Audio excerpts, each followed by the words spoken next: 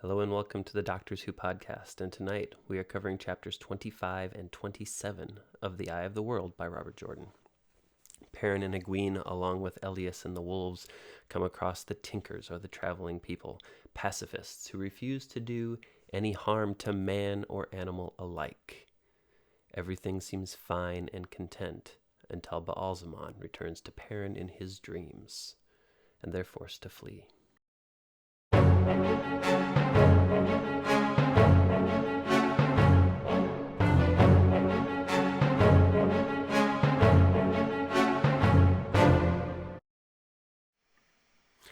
Hello and welcome again to the Doctors Who podcast. My name is Chris. I'm Chip. And I'm Brian. All right, so Perrin-centric chapters 25 and 27 today. So why don't we jump right in?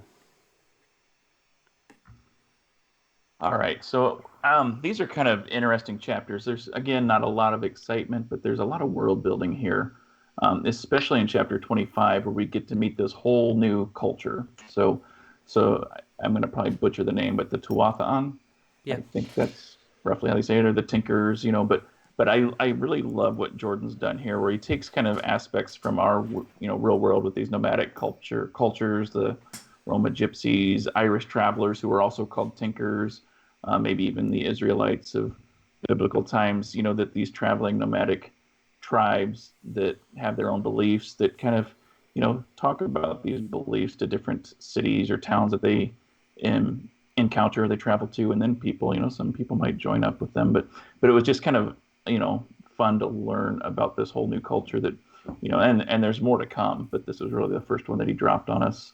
When Perrin's learning about the way of the leaf and how it's this real peaceful existence, and he's kind of questioning, well, how does that work? If somebody punches you in the face, do you just run away? And like, yeah. But anyway, there's some good stuff there. The second part, or the chapter 27, I think, was the other one that we were talking about. It's more kind of putting the pieces in place, and now that Perrin, Egwene, and Elyas have had this encounter with the Tinkers, now it's time to, they've learned what they can from them, and it's time to kind of move them down the road and get them to kind of the next place that they need to be as far as the plot goes. I will say these two chapters were really hard for me to read, possibly due to I was really invested in the other storyline that was going on simultaneously. Actually, and I'm invested too in Lan and Moraine and Nynaeve. We haven't heard from them in a while, and I mean it was hard from that perspective, but I also had a hard time with some of Egwene's character here, where she was so driven to get to Tar Valon all this time, then all of a sudden her character does a 180 in 2 chapters where she, all she wants to do is dance. So I don't know if that's like her trying to avoid the world, or if that's like Jordan just wanted to, give her that extra depth of like escapism, or like I'm not sure what the purpose of it is. It just seemed for me like a 180 of where I expected her character to be at this point. But I really liked the ending. I like the dream. Again, we're in another dream sequence, and I like how everything, the Tinkers, and I was kind of jokingly talking with my wife about these, and I think the term was like the traveling hippies. You kind of get the feeling like this was, like a very down to earth, like one with nature sort of group. But I like the fact that when Perrin has his dream at the end and he wakes up, it's like everyone knows something is wrong. Like the wolves know something is wrong. Um, uh, Rain, I believe, knows something is wrong. Like it was an interesting twist where everyone is kind of one with nature here. It's actually a astute observation. So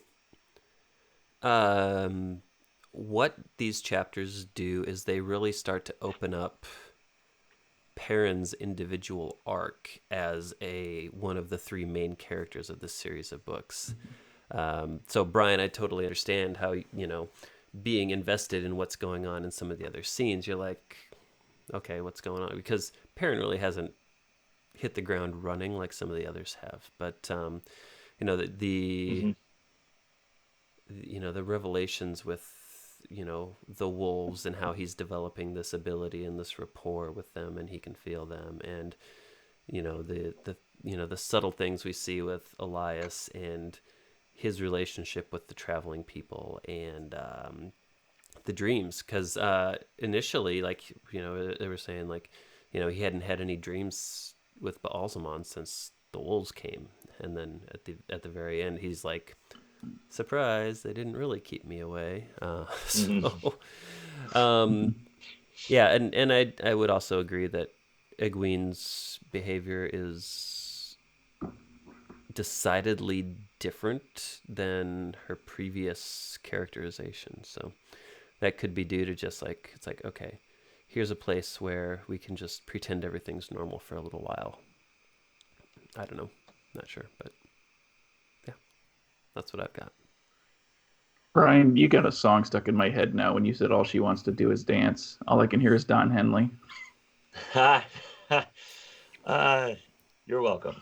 Thanks. Or I'm sorry, I don't know which one. Both. Yeah. One thing I noticed But with Perrin, because this is kind of like Rand at the end of chapter 24 after he gets down off the mast and he looks up and he sees where he was. Perrin, he's starting to like really develop this relationship and this awareness of the wolves, and he kind of has that same "what the hell is going on" moment. Like these things just start happening and he can't explain them, and they're just like they're freaking them both out. So I thought it was kind of a cool parallel that they both kind of had that moment there. So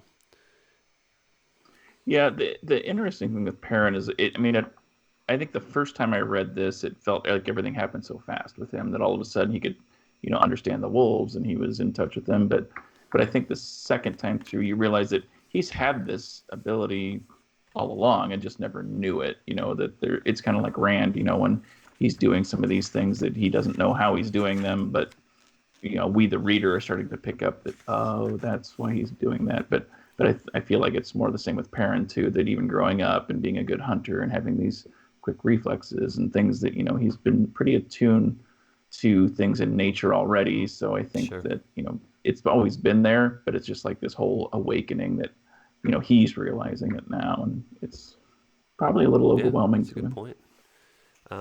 One thing I wanted to talk about with the Tinkers, or the traveling people, was they follow the way of the leaf, which is kind of like their mm-hmm.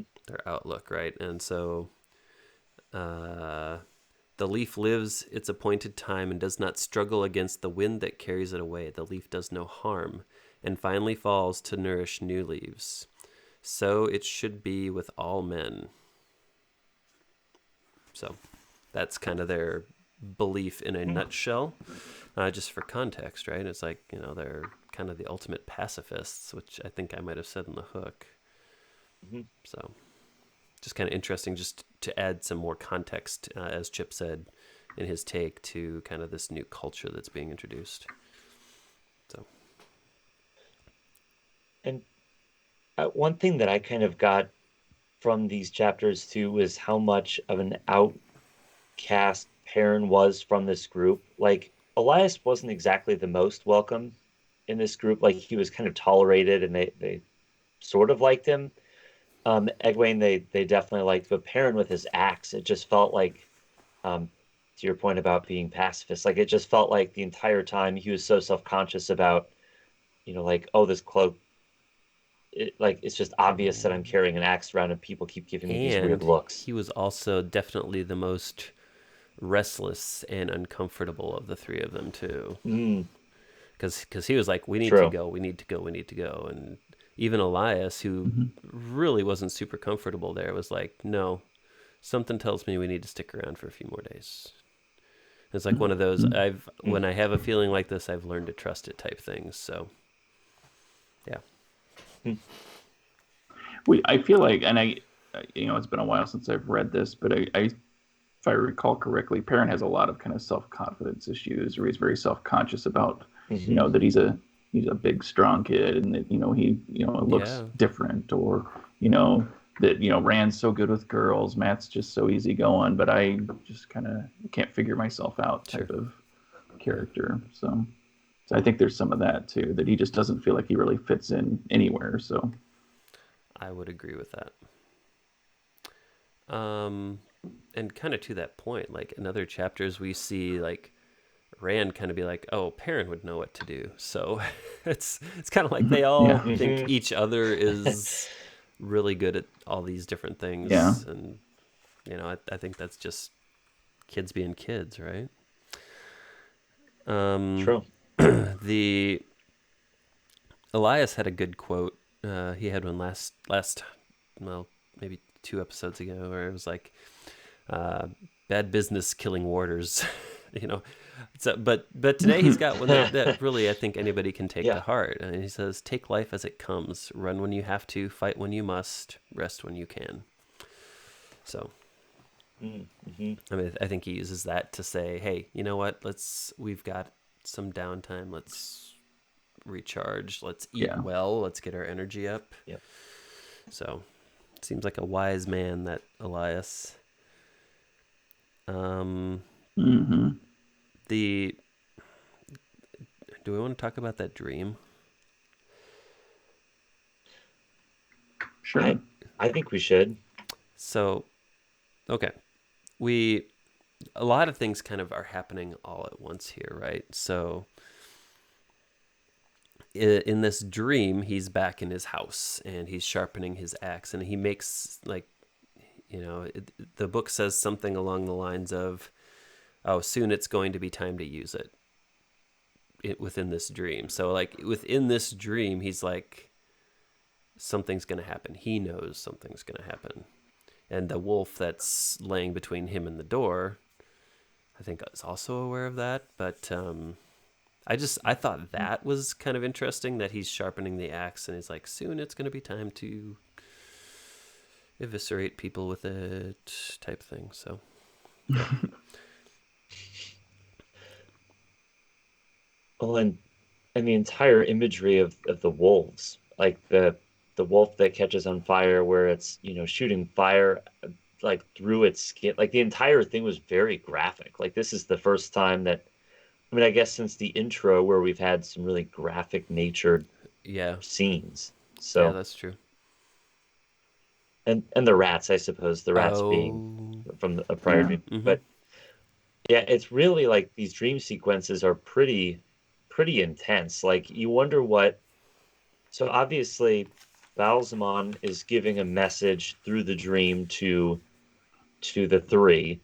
Is Balsamon able to retrieve or get information from these dreams back? Or I'm really curious how these dreams all work. Like I know that they're at least pushing out to the three, but Yeah.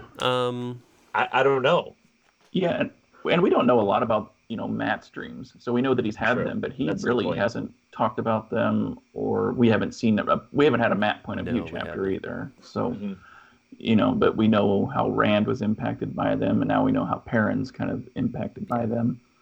And Yep. And here's the interesting thing, though.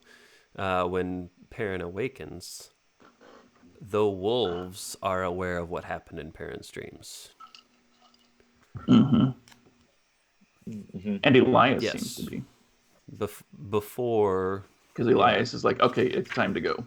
yeah, Yep. because when he wakes up, he can feel the wolves, and they're just like fire, pain, fire, hate, hate, kill. So, hmm yeah, it's And I thought that when he woke up, he looked up and Elyas was yeah, there, wasn't he? Hmm. yep. So, it's And the Which would make sense since he's in tune to all of that same there's a stuff. lot of, But I think, revelation within this dream sequence. That the wolves do offer a degree of protection. Balsamon, it says he's faced this before, and it's basically no big thing. The wolves are aware of what happens within the dream world. So, like, there's like quite a bit to unpack there. have they talked about the wolf dream yet? Because I know that there's the No, wolf dream. There's a lot of there's a lot of No. dream elements throughout the book and throughout the rest Yeah, of the no, books too. that's yet to come. So these, I know that the first time I read it, it was easy to kind of skim over the dream parts, but then coming through it the second time, it's like, yeah, they're there for a reason. Jordan had this planned all Yeah. along. So But even the seeker after all of this was like, the sky is different. We must head east. Yeah, mm-hmm. and what he And like, said to Elyas as they were departing, he said, "Truly, old friend, you must take great care. This day there is wickedness loose in the world, I fear, and whatever you pretend, you are not so wicked that it will not gobble you up." So for Rayan to be aware of that, because it looks like he just like sauntered out of his wagon and he just studied the sky for a minute, and he's like, we got to go a different way now. So, yep. And to a place with ultimate protection. I don't know anything about the place that they're steading. going. Yeah, they talked about trying to go to a steading. You will. Is it Camelin where we learn more about the I think Ogier? it's at the library in Camelin, isn't it? When they meet that's coming. another character. That will make more sense. So remember the steading, Brian. Okay. It's kind of like remember the Alamo, only completely different. Yeah, the steadings have certain properties that are unique to those spaces. So, Do they also have a bicycle in the basement They might. of the steading? hey, there's no basement at the Alamo. There was one other thing that I wanted to point out about the wolves, that they were like things that they were sending to Perrin. Like they basically said he's not going to be complete until he accepts. Because he's still trying to push the wolves out of his mind. He's trying to deny that this is a thing that's happening to him. So they're basically like saying, no, you can't reach your potential if you push us away, dude. Come on. Because it seems like, they have, what was their name for the Dark One? Was it like Heartfang or something like that? Sounds right. So like they are fighting the same fight. It sounds like that Perrin and Rand and Matt and everybody else are fighting. So yeah. But they also tell him, don't they tell Perrin that, once you fully accept us, that Baalzamon won't be able to invade your dreams and do this to you. Oh, was that it? Okay. I thought it was something like that because he hasn't fully accepted them, then he's, allowing these other forces to kind of interact. Gotcha. But once he fully accepts them, then, he would be protected from. Okay. That makes sense to me. Yeah. I think so. Yeah. We'll go with that. If you're watching and you have some clarification, or I'm way off, or you're way off, tell me. Mr. Bishop, please enlighten us below. Okay. So next time we are jumping into chapter 28 and beyond. I think we're jumping back to Nineveh, but I could be wrong. Nope, that's right. Is it? Okay, great. So, thank you for joining us. If you like the content, please hit the like button. We would love if you also click the subscribe button. And you can also hit the notification bell so that when we post new content, you are made aware. Again, the comment section is our friend. Let it be your friend as well. And let's have a conversation down there. And then it's worth pointing out that our Patreon page is live, and we will be posting additional content, behind the scenes stuff, outtakes, general like setup discussion, and then there will be some extra discussion on points maybe we didn't cover in these episodes as well. So you can find that link down below. We hope you'll check out the tiers and you'll join us on some of that journey as well. So in the meantime, thank you. We will see you next time, and until then, Alonzi.